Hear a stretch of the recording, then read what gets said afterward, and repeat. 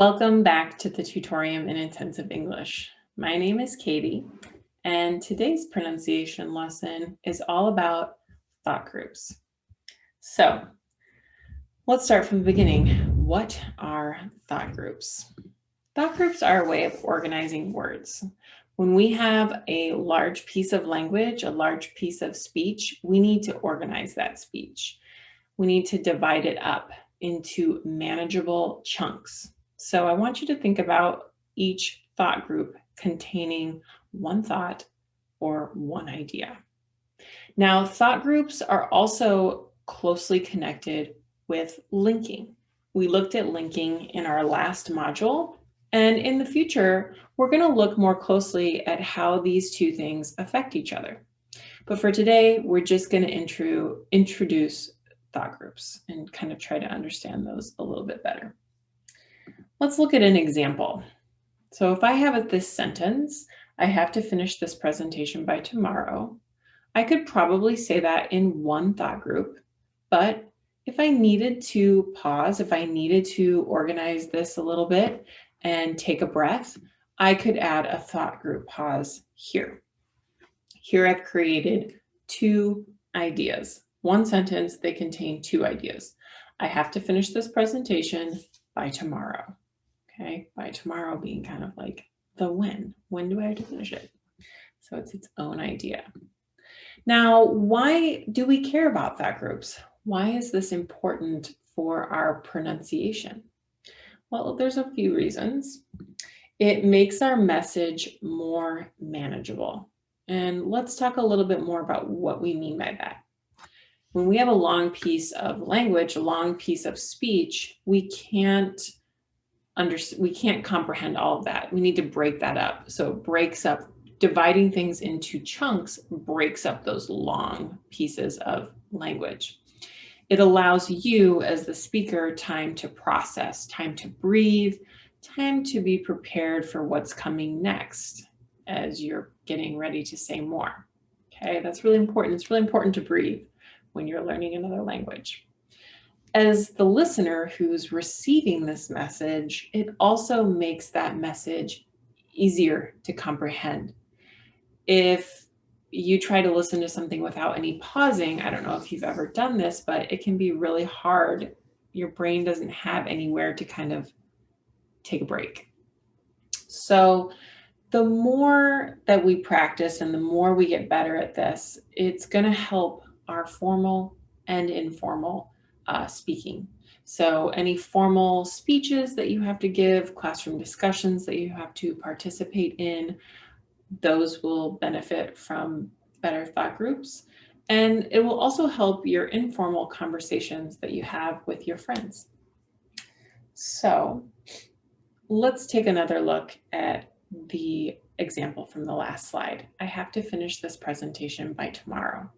Now, a very fluent speaker wouldn't have too much trouble just saying this sentence in one thought group.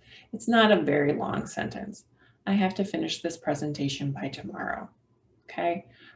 But what if we made it much longer?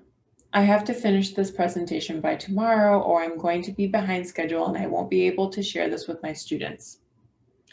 That sounds kind of strange to say in one breath, right? As one idea. There are a lot of ideas in that sentence. I have to finish this presentation by tomorrow, or I'm going to be behind schedule and I won't be able to share this with my students. That's too long. It's too long to say without any pausing. Now let's see if we add some thought groups. We chunk this into manageable pieces. Manageable for the listener, manageable for the speaker. I have to finish this presentation by tomorrow, or I'm going to be behind schedule and I won't be able to share this with my students. Okay, now I'm going to say that one more time, and I want you to listen to my tone.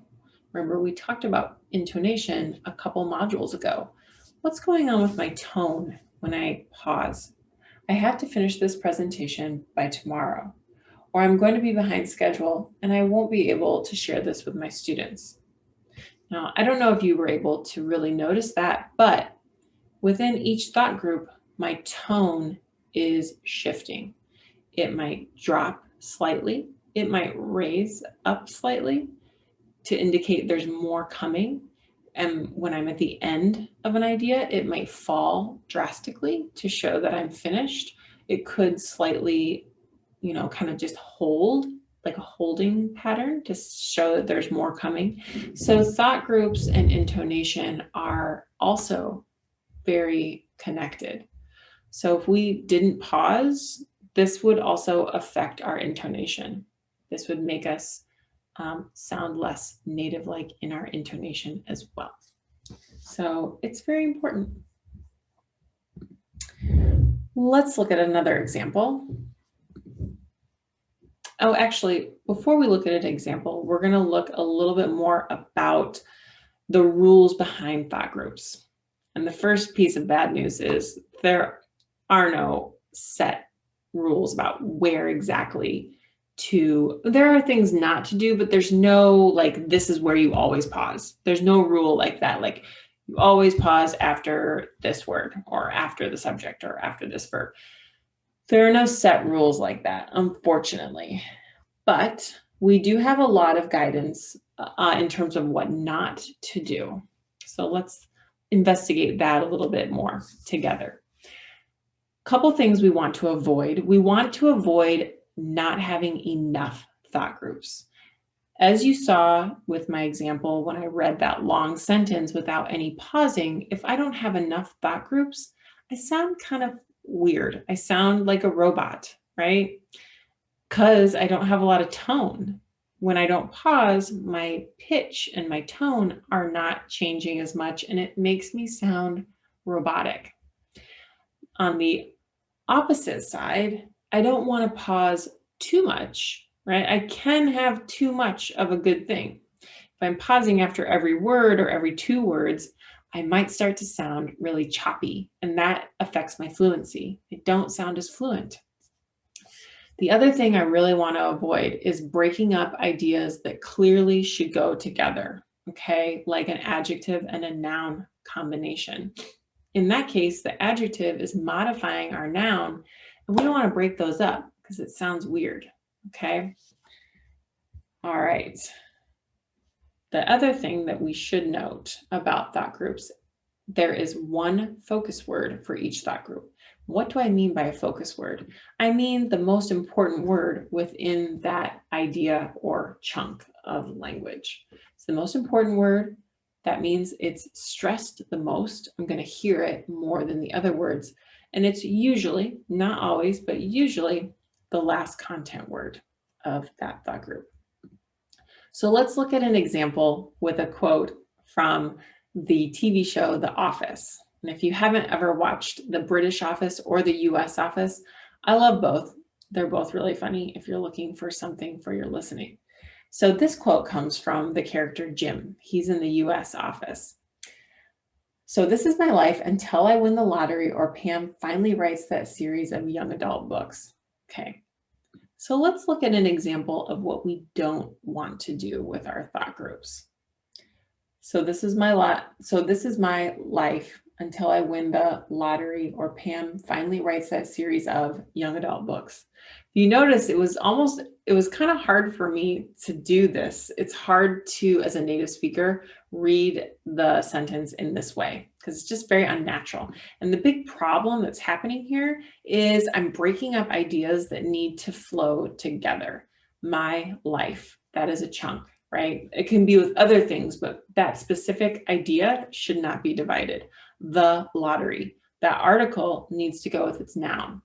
And young adult books is the object of our preposition of. So we don't want to divide those apart. So as we can see in this example, grammar is a really great guide for how to divide these pieces of language into more manageable chunks. Grammar can help us with what not to do. Okay, so this is a better way to divide Jim's quote.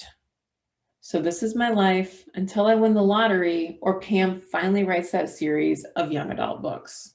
We can see that my focus words are in bold. So this is my life until I win the lottery or Pam writes that series of young adult books. And the other content words might be stressed too, but these content words, the bold focus words, are the ones we hear the most. All right. So what do we do now? What we do now is we listen for thought groups, right? Be more aware of them in your surroundings when you're watching TV or movies, when you're listening to your instructor or doing a listening exercise, or you're having a conversation with your friends. Listen for how people use them. Do you notice anything about thought groups and about how they're being used?